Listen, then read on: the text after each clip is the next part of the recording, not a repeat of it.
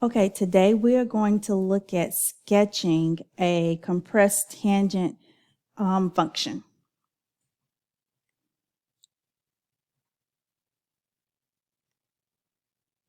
All right, so how to. So these are some steps that I found on how to sketch a compressed tangent function, and they actually work really, really well. So we have, given that f of x equals a tangent bx, we're going to graph one period. So first we have to identify the stretching factor, which will be the absolute value of a. Then we identify b and determine the period. So period would equal pi over the absolute value of b.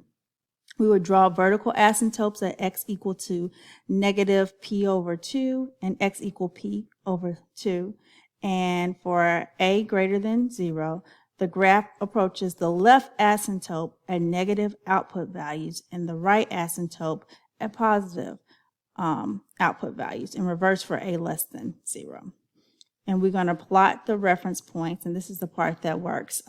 P over 4a, 0, 0, and negative p over 4 and negative a, and draw the graph through these points. So let's test this out to see if this works for us. So I have the function f of x equals 3x pi over 6x, and I want to just graph one period of this function. So the first thing that we need to say is that a is equal to 3, b is equal to pi over 6. From that, we can find our period. So our period is equal to pi over b, which in this case would be pi over 6.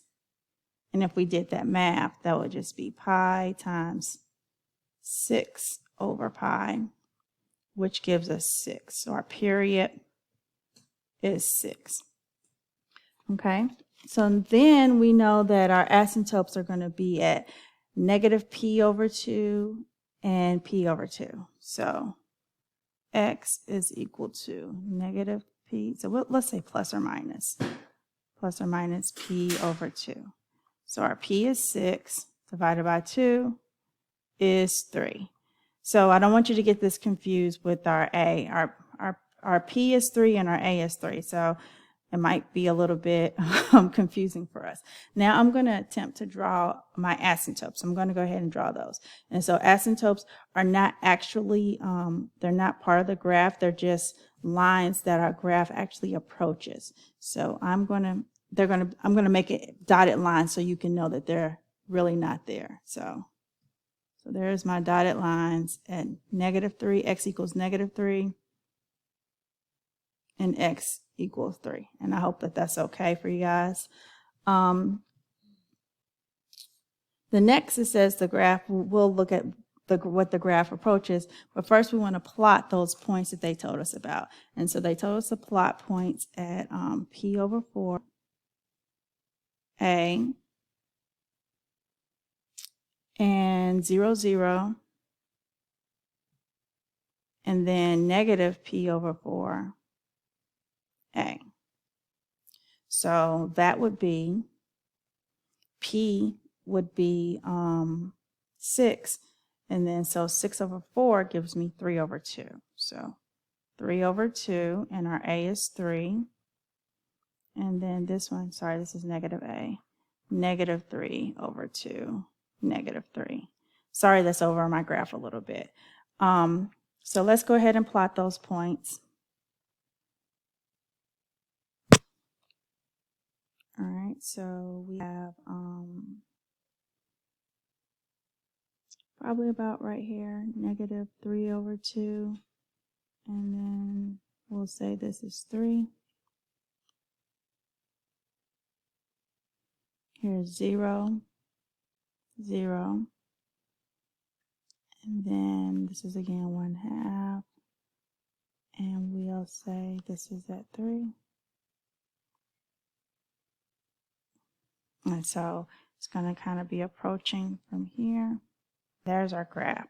Now we can plug these actual points into our formula to make sure that it actually works. Let me see. I've run out of space, so I'm actually going to erase some of this. So let's plug in 3 over 2. Just to make sure that the points they told us to use actually are points. So we'll say f of 3 over 2 is equal to 3 times tangent of pi over 6 times 3 over 2. Okay, so what does that reduce to? 3 over 2 times pi over 6 is going to give me tangent pi over 4. And we know by looking at the unit circle that tangent pi over 4 is 1. So we get 3 times 1. So 3 times 1 is 3. So f of 3 over 2 is in fact 3. So that point is actually a point in our function. So I hope that this helps.